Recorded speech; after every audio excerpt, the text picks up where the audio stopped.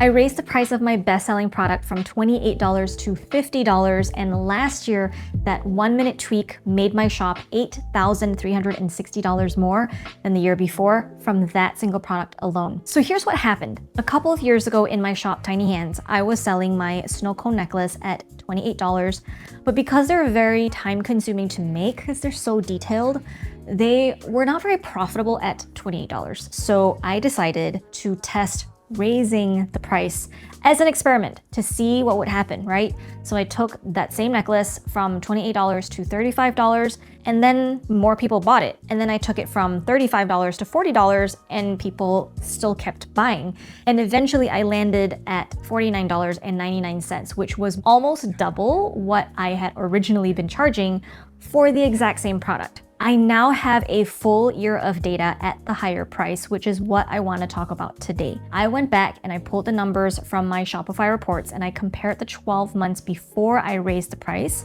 when the necklace was still at $28, against the first full 12 months at $50, when sales had settled into the new price point. At $28, that necklace brought in about $10,108 in revenue for the year. At $50, the same product made $18,468. So we are talking about $8,360 more over the year from one product, or roughly $696 more every single month on average, and an 83% lift in revenue, all from a $22 price increase. And essentially no extra work. Like, I didn't post more on social media, I didn't send more emails, and I didn't have to make more charms. Now, a lot of people hear that story and think, okay, May, that's great for you, but how do I know it will work for me? Or they try to raise their prices, they see a dip in sales, and then they get scared and immediately drop it back down. Here is the thing that I have learned, which I don't think gets talked about enough in business advice for creative people. Raising your prices on its own isn't the strategy, right? The strategy is matching your pricing to your product's perceived value. If your product looks like it belongs at $50, customers are not going to bat an eye at $50. But if it looks like a $10 product you are trying to charge $50 for, then of course you are going to have a hard time selling it for $50. And the biggest driver of perceived value, the one that most shop owners underinvest in, is trust. So for the rest of this video, I want to walk through the trust signals that let you charge more for your work, because if you fix these things, the price increase and the sales that follow after that is almost automatic. I know that for a lot of you, hearing me talk about doubling your prices or increasing your prices probably brings up some fear. Charging more for your work, for your art, it can feel uncomfortable, especially when you are a maker who knows exactly how much the materials cost and how long it takes to make each piece. And it doesn't feel like it's a lot, right? And the default assumption a lot of us carry is that if we raise our prices, our existing customers will either feel betrayed, maybe new customers will think we're being greedy, or they won't be able to afford our higher prices and therefore not make any sales. And then the whole thing backfires, right? But what I've learned the hard way is that the bigger problem in the maker world isn't us charging too much. It is actually people chronically charging too little. And the adverse effects of that are so much worse, because when you charge too low for a high quality handmade product, customers' brains start sounding alarm bells like, wait, why is this so cheap? Is something wrong with it? Is the quality not what the photos suggest? Is this shop going to take my money and disappear, right? Low pricing on a product that visually looks premium creates a mismatch, or psychologically called a cognitive dissonance, in your customer's brain, and makes them not buy because of that confusion or that lack of trust. And on top of that, chronic undercharging burns you out because you end up making more pieces for less money. You no longer have fun making your products, and then the whole business starts to feel like a huge slog. So it is imperative that you price your products appropriately to sustain yourself in business. For most of you, that means raising your price. So to do that, we build up trust signals around your business, and the first trust signal is the biggest offender I see so many people make. It is the thing that customers respond to before they've even consciously looked at anything else in your shop. Most customers can't even articulate what they're reacting to, but they decide whether they take your price seriously and your product seriously in the first half second of landing on your website. And that is whether your overall branding feels like it belongs at the price you are charging. And this is where a lot of makers get stuck because they've got beautiful products, they've taken decent photos, but the logo is something they put together super quickly years ago, and the shop aesthetics don't match the logo, and the colors and the fonts don't match or tell a cohesive picture. Customers pick up on this kind of branding stuff instantly, even if they can't name what exactly they're picking up on. It happens at a subconscious level, and it's branding also that is what makes your shop stand out from the competition, but I digress. Okay, so branding is super important to have, but most makers don't do this part well because they're not branding experts and they're not comfortable with graphic design software. Also, they don't have thousands of dollars to hire an expert. If you have been following me for a while, you know I absolutely believe in DIYing a lot of things in your business. And while a professional branding expert can be worth their fee, I think for most of us who are just starting out and don't have the budget yet, you can absolutely do it yourself. And these days, you can do it super well, to the point where you are building that super important trust that you need between your customers. Which, by the way, let us define super well as being professional and aligned with what you sell or what your vision is. So we're not aiming for bespoke perfection here, okay? And honestly, even 20 years in business, and I still have never paid a professional branding expert for any of my physical product stores. And I have made millions selling my products online over the years. I don't know if you can see my Shopify counters at the back there. It's a little bit blurred out, but those are the lifetime sales that we've made for 2 of our biggest shops. So, how do you do this branding stuff well? That brings me to today's sponsor. Design.com is an AI design platform built for small business owners who want a cohesive, professional brand without hiring a designer. Now, I know that in our creative community, AI use is sketchy and questionable, but Design.com's AI is trained specifically to ensure originality and copyright safety. So rest assured your logos are not going to be ripoffs from existing artists' work. What stands out to me about it for makers is that it's not only a logo generator, it is an end-to-end AI branding system. So let's walk through really quickly how to use Design.com for making your own logos. So I'm on Design.com right here, and when you're typing in the home page, you want to be using clear, descriptive prompts that reflects your own brand idea. So it should include your business name and what your brand is about, like the industry, the style, and the visual direction that you want to go in. So for example, I might want to type, create a logo for Tiny Hands, a handmade business using cute food or candy images. Don't use images of hands. And then I'm going to select on logo over here, and let's try it out. And then the AI generates a lot of original logo options for you to choose from. I kind of like this one. It looks really modern and professional looking. So when you find the one you like, click on that and you will be redirected to this AI chat where you can make further changes to your logo. So let's remove since 2026 and change the candy colors to pink and yellow. Very cool.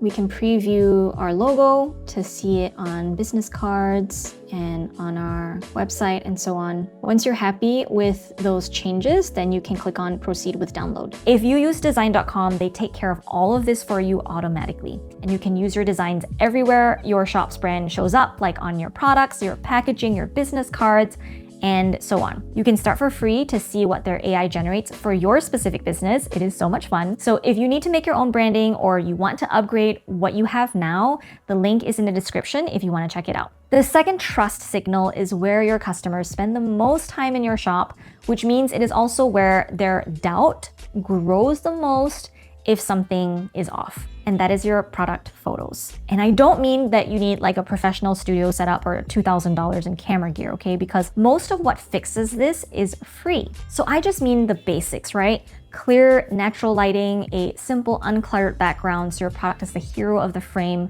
multiple angles so people can see the detail, and at least one photo that shows scale, like a hand holding the necklace or the product laid out next to a coin or a ring for reference. You have to remember that your customers cannot pick up your product like they can in real life. So their whole mental model of what they're getting is going to come from your product photos. They are that important. So if your photos are murky or the scale is unclear, your customers' brains are going to fill in the gaps with doubt. And doubt kills sales at any price point, but especially at higher prices. I know photos are a bit of effort to do, but just learn how to do it well, and it is a one and done thing that can be taken care of in a weekend. And that time will be so well worth your time spent.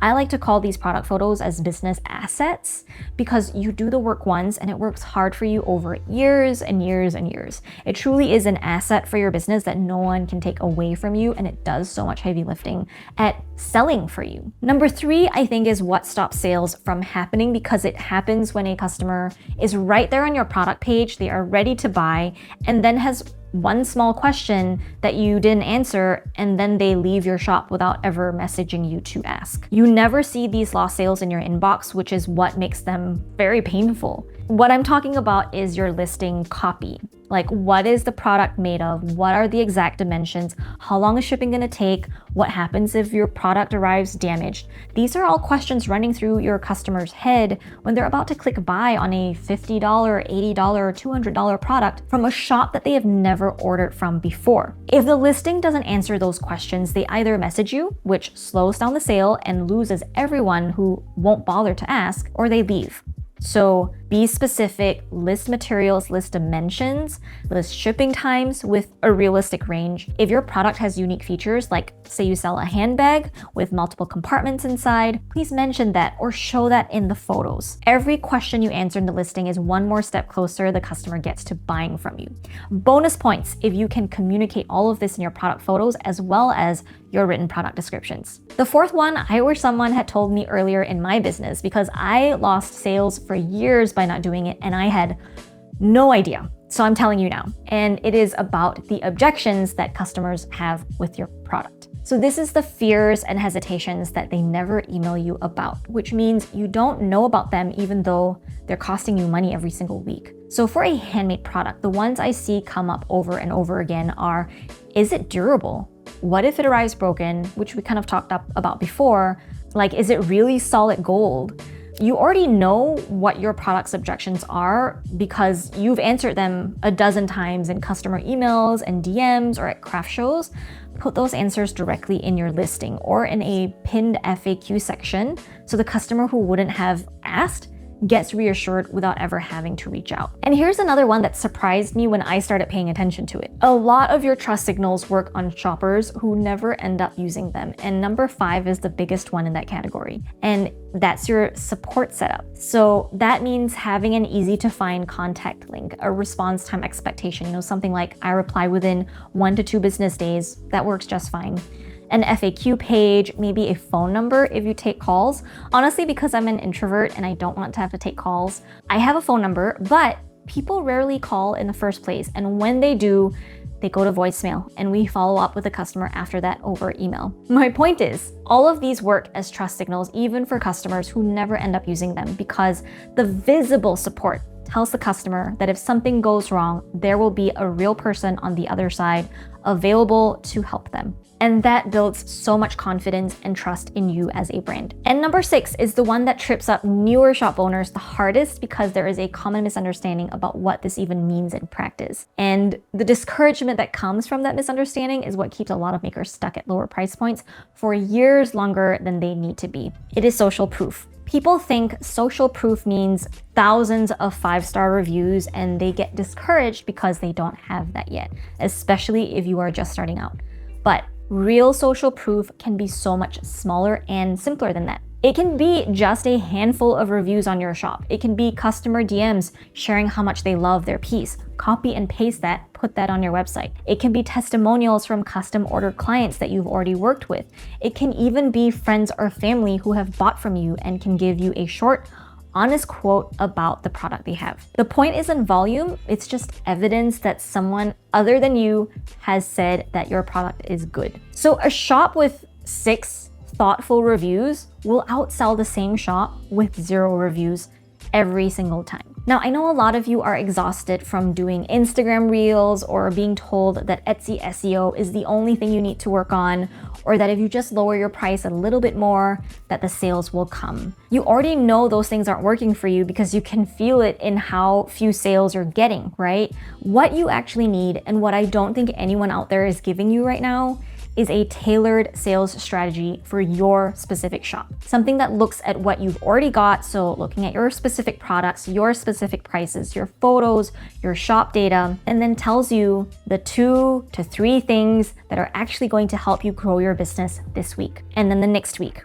and then the week after that. That is what I built, and it is called the Shop Operator. Every week, it reviews your shop and hands you 2 to 3 specific tweaks to make that week ranked by what's going to get you sales the most, with the reasoning behind each one, and they're fast and easy to do. If you want to stop spending hours on general advice that isn't working for your specific shop, the link to the Shop Operator is in the description. You can get your custom sales strategy in just 2 minutes. This is totally new, so depending on when you're watching this, you might also be able to snag a discount when we launch. Now, if you're sitting there thinking you have 100 things to fix in your shop before you can raise your prices, and you don't know which thing to do first, I totally get it, which is why the video that I want you to watch next is about the order you should do these things in, because doing them in the wrong order is one of the ways shop owners lose money without ever realizing it. It is on your screen right now, so go and watch that next video.